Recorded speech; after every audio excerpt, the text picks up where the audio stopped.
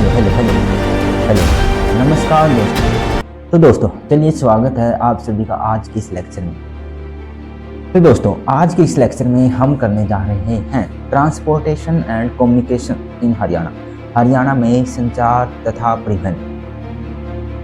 तो आज की हमारी ये स्लाइड्स हैं। पहले मैं आप सभी को स्लाइड्स दिखा देता हूँ। आज हम इन स्लाइड्स के थ्रू अपना लेक्चर कंप्लीट करेंगे। टोटल हमारे पास 15 स्लाइड्स हैं। उसके बाद हम माइंड मैप का यूज़ करेंगे अपने कंप्लीट टॉपिक का रिवीजन करने के लिए। तो दोस्तों आज हम हरियाणा राज्य में परिवहन और संचार व्यवस्था के बारे में पढ़ेंगे। किसी भी राज्य के आर्थिक, सामाजिक और औद्योगिक विकास में परिवहन और संचार की बहुत महत्वपूर्ण भूमिका होती है। हरियाणा में परिवहन व्यवस्था, जिसमें मेनली रोड ट्रांसपोर्ट आ गया, रेल ट्रांसपोर्ट, एयर ट्रांसपोर्ट, इन तीनों के बारे में हम पढ़ेंगे। हमारे जो भी संचार व्यवस्था है या कम्युनिकेशन है, टेलीकम्युनिकेशन है, जिसमें पोस्टल सर्विसेज, डाक सेवा, टेलीकम्युनिकेशन जिसमें दूर संचार आ गया, और मास कम्युनिकेशन के बारे में पढ़ेंगे। तो दोस्तों स्टार्ट करते हैं आज के इस लेक्चर को। ये है आज की फर्स्ट स्लाइड, हरियाणा की प्रगति यात्रा, परिवहन और संचार का विकास। 1966 से एक आधुनिक सुसंबद्ध राज्य के निर्माण की कहानी। आरंभिक स्थिति 1966 की नींव। जब 1966 1 नवंबर 1966 में हरियाणा का गठन हुआ तो एक नए राज्य के आर्थिक और सामाजिक विकास के लिए एक मजबूत बुनियादी ढांचे का निर्माण सबसे बड़ी प्राथमिकता थी। तो हमारी सबसे बड़ी प्राथमिकता यही थी कि एक राज्य के आर्थिक सामाजिक विकास के लिए एक मजबूत बुनियादी ढांचे का निर्माण करना। 1966 में कुल सड़क लंबाई केवल 8,137 किलोमीटर थी। यह आंकड़ा विकास की उस लंबी यात्रा को रेखांकित करता है जो राज्य ने पिछले कुछ दशकों में तय की है। एक कुशल परिवहन और संचार नेटवर्क के बिना प्रगति संभव नहीं थी। विकास की धमनियां, राष्ट्रीय राजमार्गों का जाल। ये हमारा हरियाणा राज्य में जो भी नेशनल हाईवेज है उनका जो भी जाल है हम उनके बारे में पढ़ेंगे। ये national highway number 1, national highway 10, national highway 8, national highway 2। कुल लंबाई जो भी हमारे स्टेट में नेशनल हाईवेज हैं उनकी कुल लंबाई है 1462 किलोमीटर। राष्ट्रीय राजमार्गों में हिस्सेदारी भारत का 2%, इंडिया के 2% तक की हरियाणा में हिस्सेदारी है। 2% एरिया कवर करते हैं हम। प्रमुख मार्ग, नेशनल हाईवे 1 दिल्ली अमृतसर, मोरथल, पानीपत, करनाल, कुरुक्षेत्र, शाहबाद, अंबाला से होकर गुजरता है। नेशनल हाईवे 1 जो कि यहाँ से अमृतसर हो गया, अंबाला, करनाल, पानीपत, मोरथल, पेवा, होडल यहाँ से निकलता है। नेशनल हाईवे 2 जो कि ये रहा यहाँ पर, यह दिल्ली से कोलकाता तक है, फरीदाबाद, बल्लभगढ़, पलवल, होडल से होकर निकलता है। ये रहा national highway number 2। National highway 8 Delhi Mumbai, Delhi को मुंबई से जोड़ता है, गुड़गांव, बावल से होकर। ये है नेशनल हाईवे नंबर 8, ये जो कि दिल्ली को मुंबई से जोड़ता है। नेशनल हाईवे 10 दिल्ली से लेकर फिरोजपुर तक, बहादुरगढ़, रोहतक, महम, हांसी, हिसार, फतेहाबाद, सिरसा, मंडी, डबवाली से होकर निकलता है। ये नेशनल हाईवे नंबर 10 यहाँ से निकलता है, ऐसे ऐसे सिरसा, रोहतक, रोहतक, ऐसे ऐसे ऐसे फिरोजपुर। दशकों में सड़कों का विस्तार, एक सतत विकास की यात्रा। राज्यों व स्थानीय निकायों द्वारा निर्मित सड़कों की लंबाई, जो भी हमारे राज्य और स्थानीय निकाय हैं उनके द्वारा बनाई गई सड़कों की लंबाई के बारे में पढ़ते हैं। 1970-1971 में 7,420 किलोमीटर तक का जाल था हमारे पास। 1990 के दशक में 21,680 और 2009 और 2010 में है हमारे पास 25,591 किलोमीटर। विश्लेषण चार्ट स्पष्ट रूप से दिखाता है कि राज्य ने अपनी आंतरिक कनेक्टिविटी को मजबूत करने के लिए लगातार प्रयास किए हैं, जिससे 40 वर्षों में सड़क नेटवर्क में 3 गुना से अधिक वृद्धि हुई है। ये है हमारा सड़क जाल जो कि 1966 या 1970 के समय ये इतना था, और हम धीरे धीरे ऐसे ऐसे ग्रोथ करते चले गए। हर कोने को जोड़ना, राज्य, जिला या स्थानीय सड़कें, ये हमारा टारगेट है। नेटवर्क का जो भी हमने वर्गीकरण किया है, जिसमें राजकीय राजमार्ग, नेशनल हाईवे, राजकीय राजमार्ग जो कि स्टेट हाईवेज इनकी हैं 2521.63 किलोमीटर। प्रमुख जिला सड़कें हैं 1536 किलोमीटर। अन्य जिला सड़कें हैं 21,429 किलोमीटर। औद्योगिक नगर, मुख्यालय, ग्रामीण क्षेत्र, तीर्थ स्थान सभी को जोड़ते हैं। ये हमारा सड़क जाल। कुल सड़क घनत्व 2010-2011 तक राज्य में सड़कों की कुल लंबाई 25,653 किलोमीटर थी। ये सड़कें राज्य के मुख्यालयों, औद्योगिक नगरों, तीर्थ स्थानों और ग्रामीण क्षेत्रों को जोड़कर सामाजिक और आर्थिक जीवन को सुगम बनाती है। जो भी हरियाणा में सड़कों का जाल है, जो कि औद्योगिक नगर से लेकर मुख्यालय, तीर्थ स्थान, ग्रामीण, प्रत्येक स्थान को जोड़ता है। आप सभी ने देखी होगी प्रधानमंत्री ग्राम सड़क योजना, जो भी हमारे छोटे छोटे गांव से, एक गांव से लेकर दूसरे गांव तक भी हमने सड़कों का जाल बिछा दिया है।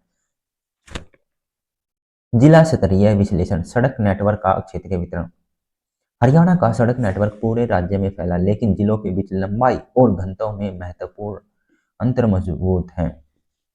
कुल सड़क लंबाई किलोमीटर सर्वाधिक है, यहाँ दिखा रहा भाई भिवानी, ये लंबाई की बात कर रहा और ये घनत्व, सड़क घनत्व।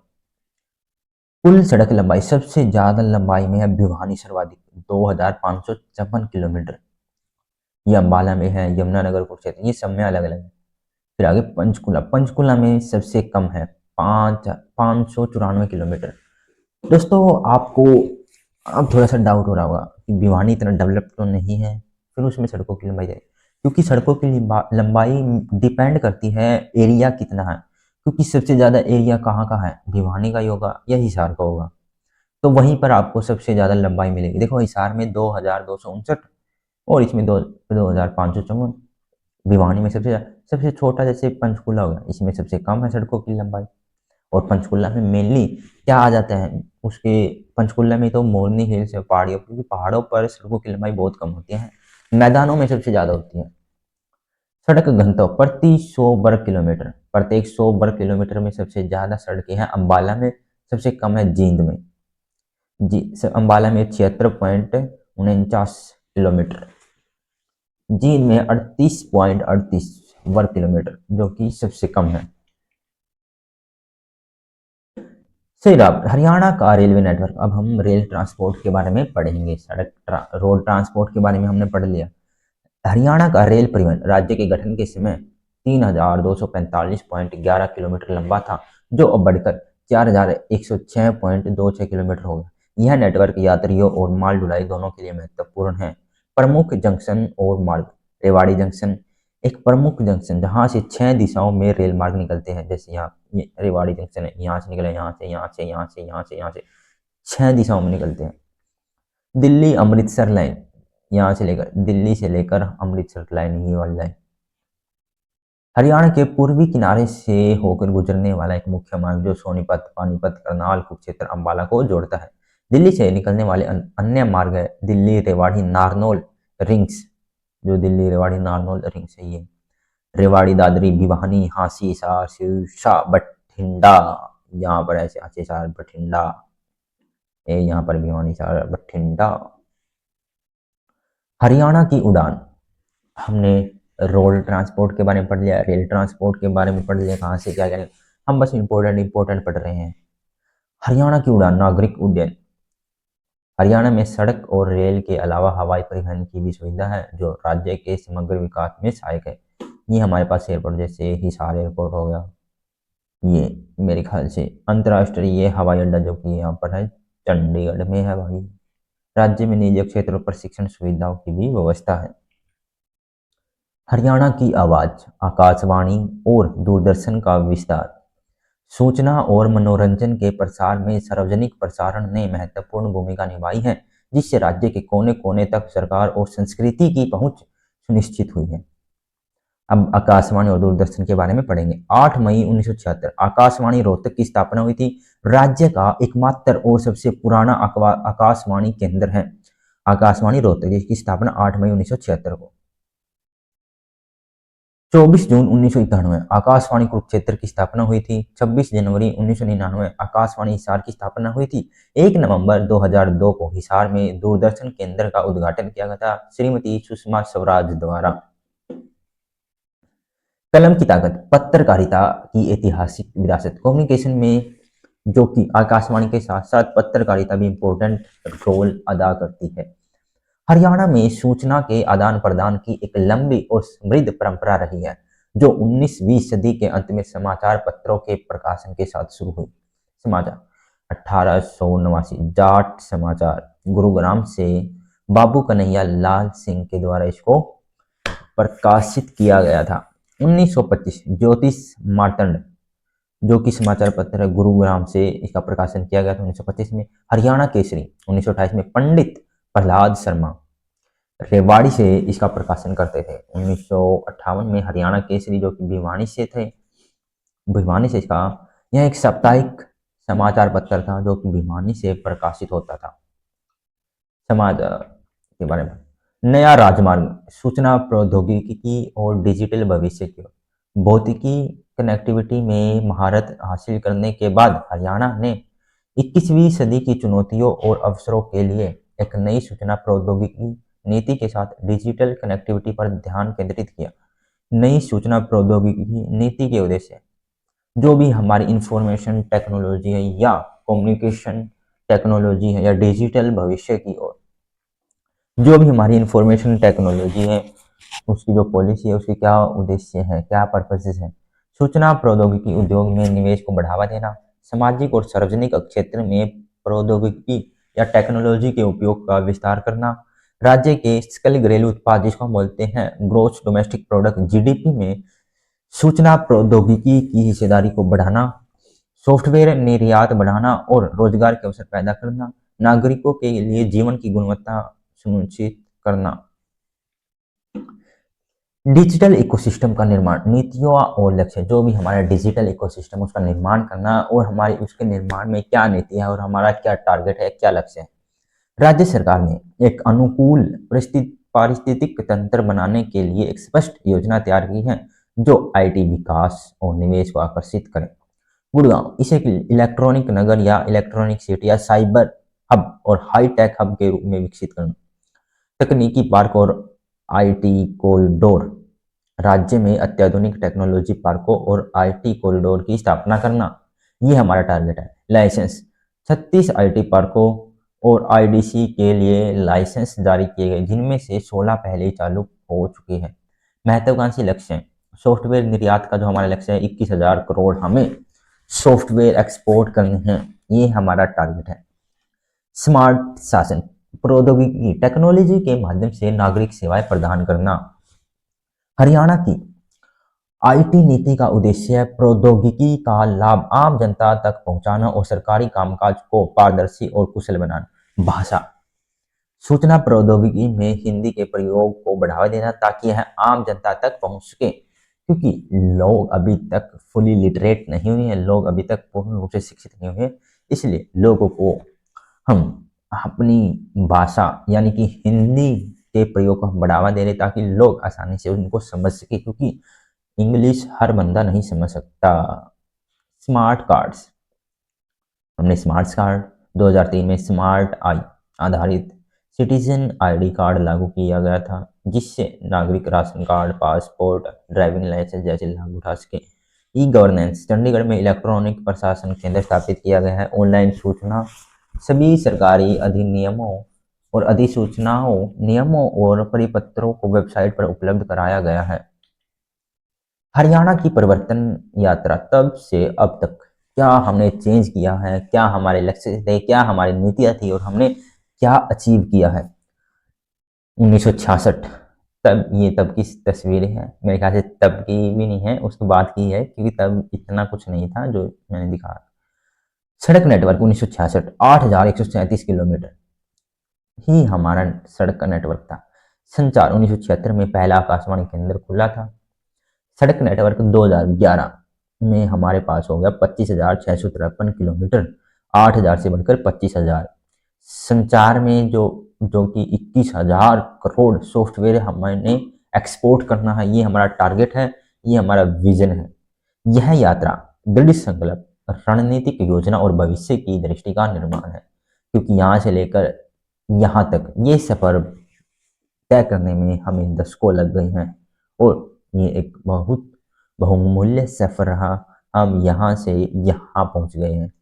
क्योंकि अभी भी हमारे सभी डिस्ट्रिक्ट ऐसे नहीं है, बट ऑलमोस्ट सभी डिस्ट्रिक्ट ऐसे बन जाएंगे।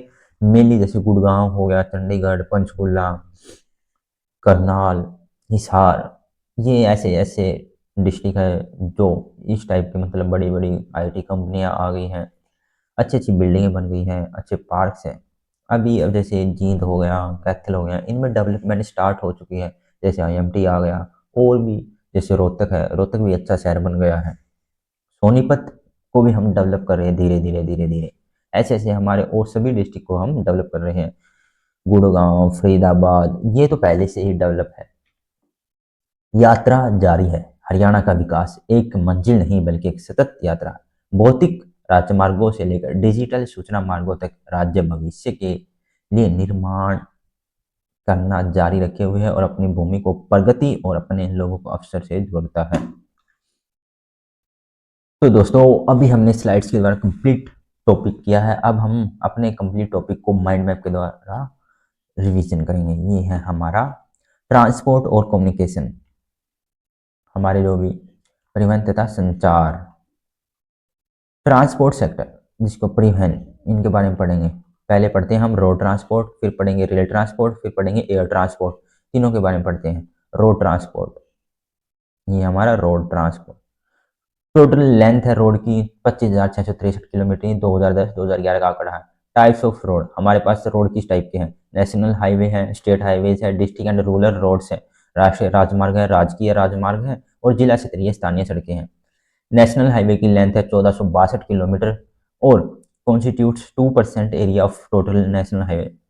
इंडिया का जो टोटल नेशनल हाईवे है उसका 2% हिस्सा हरियाणा के एरिया में आता है। लेंथ जो कि स्टेट हाईवेज है उनकी लेंथ है 2521.63 किलोमीटर, और डिस्ट्रिक्ट तथा रूरल रोड्स जो जिला स्तरीय स्थानीय सड़कें हैं उनकी लेंथ है 21,429 kilometre. Panchayati Raj institution and local bodies इनको मेंटेनेंस का कार्य करती है। Bus services, new luxury bus services started हो गई है गुरुग्राम से लेकर दिल्ली तक। और Volvo bus services also launch, Chandigarh, Delhi और गुरुग्राम में चलती है वोल्वो बस। अब पढ़ते हैं रोड ट्रांसपोर्ट के बारे में। पढ़े रेल ट्रांसपोर्ट, जिसको हम बोलते हैं रेल परिवहन।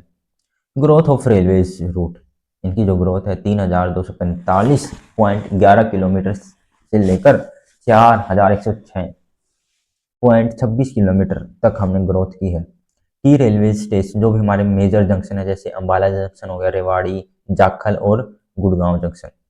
मेजर रेल रूट्स है गोइंग टू फ्रॉम दिल्ली से, जो भी मेजर रूट जाते हैं रेल के लिए, जैसे दिल्ली अंबाला, दिल्ली कालका, दिल्ली भिवानी। एयर ट्रांसपोर्ट, वायु परिवहन। प्रेजेंस ऑफ 6 सिविलियन एयरपोर्ट्स, 6 असैनिक हवाई अड्डे हैं हमारे पास। एक्टिव एयर स्ट्रिप्स है, जैसे Ambala airbase, Bhiwani air strips, Chandigarh civil air station, Hisar air strips, Karnal air strips, Sirsa airbase. अब हेलो, तो दोस्तों अब हम करने जा रहे हैं कम्युनिकेशन सेक्टर, जो भी हमारा संचार है, जो भी हमारा कम्युनिकेशन सेक्टर उसके बारे में पढ़ेंगे। आकाशवाणी ऑल इंडिया रेडियो, जो कि रोहतक सेंटर इस्टेब्लिश, जो कि आकाशवाणी जो सेंटर रोहतक है उसकी स्थापना 8 मई 1975 में हुई थी। कुरुक्षेत्र आकाशवाणी सेंटर की स्थापना 24 जून 1991 को हुई थी। हिसार आकाशवाणी सेंटर की स्थापना 26 जून 1999 को हुई थी। अब देखते हैं हम दूरदर्शन। दूरदर्शन में आता है टेलीविजन। नॉर्मल सेंटर, जो भी हमारा नेशनल सेंटर था उसकी स्थापना हिसार में हुई थी। इनॉग्रेशन डेट थी 1 नवंबर 2002। अब हम करते हैं जर्नलिज्म या पत्रकारिता। अर्ली पेपर्स, जो कि 1889 के टाइम पर प्रकाशित हुए थे। जैन प्रकाश, जो कि बाबूलाल सिंह के द्वारा प्रकाशित हुआ था। 1925 में ज्योतिष मर्तंड के नाम से आर के शर्मा के द्वारा प्रकाशन किया गया था। 1926 में सेवक के नाम से नेकीराम शर्मा के द्वारा इसका प्रकाशन किया गया। 1928 में हरियाणा तिलक के नाम से पंडित श्री राम शर्मा के द्वारा इसका प्रकाशन किया गया। अब हम करते हैं यहाँ पर आईटी डेवलपमेंट, जो भी आईटी का विकास है। की गवर्नमेंट इनिशिएटिव्स, जो भी हमारी सरकार ने इनिशिएटिव्स लिए हैं उनके बारे में पढ़ेंगे। Encouraging use of Hindi in IT, IT sector में हम हिंदी लैंग्वेज को बढ़ावा दे रहे हैं, क्योंकि जो भी हमारा आईटी सेक्टर है वो आम लोगों की पहुंच में हो, आम लोग उसको अच्छे से समझ सके। Setting up electronic governance sector, e governance, जो भी हमारे ई गवर्नेंस सेक्टर है उसको बढ़ावा दे रहे हैं। Digitalising all information regulation taxes, जो हमारे रेगुलेशन जो भी कानून है या हमारे जो टैक्स सिस्टम है उसका डिजिटलाइजेशन हम कर रहे हैं। Private sector participation in IT sector, जो भी हमारा आईटी सेक्टर है उसमें प्राइवेट पार्टिसिपेशन भी बहुत ज़रूरी है, क्योंकि गवर्नमेंट के पास भी इतना पैसा नहीं है कि वो इतनी डेवलपमेंट कर सके। वो साथ में प्राइवेट सेक्टर को भी इंक्लूड कर रही है, ताकि दोनों मिलकर अच्छी क्वालिटी के लिए और लोगों को रोजगार दे सके इंफॉर्मेशन टेक्नोलॉजी में। न्यू आईटी पॉलिसी गोल्स, जो भी हमारी न्यू आईटी पॉलिसी गोल्स है वो है रिड्यूसिंग आईटी सेक्टर इन्वेस्टमेंट गोल, जो भी आईटी सेक्टर में इन्वेस्टमेंट जो भी कॉस्ट है उसको कम करना। Expanding IT use in education and literacy, जो भी हमारी एजुकेशन है, शिक्षा, शिक्षा में आईटी को आप बढ़ावा बढ़ावा देना। जो भी हमारे जैसे लैपटॉप हो गया, साइंस जैसे सब्जेक्ट को हम एआई के थ्रू पढ़ रहे हैं। Providing basic IT services and facilities through private sector, जो भी हमारे पास बेसिक आईटी सर्विसेज है या फैसिलिटी है वो प्राइवेट सेक्टर के द्वारा लोगों तक पहुंचाई जाए। Increasing IT share in gross domestic project, GDP में आईटी शेयर्स को बढ़ावा दिया जाए और आईटी सेक्टर पर अधिक पैसा खर्चा जाए। Creating employment opportunities in IT sector, IT sector में रोजगार के नए अवसर उपलब्ध करवाए जाए, ये हमारे गोल्स हैं। आईटी इंडस्ट्री रेगुलेशंस, जो भी हमारी आईटी इंडस्ट्री है उसको रेगुलेट करने के लिए हम क्या क्या कर रहे हैं।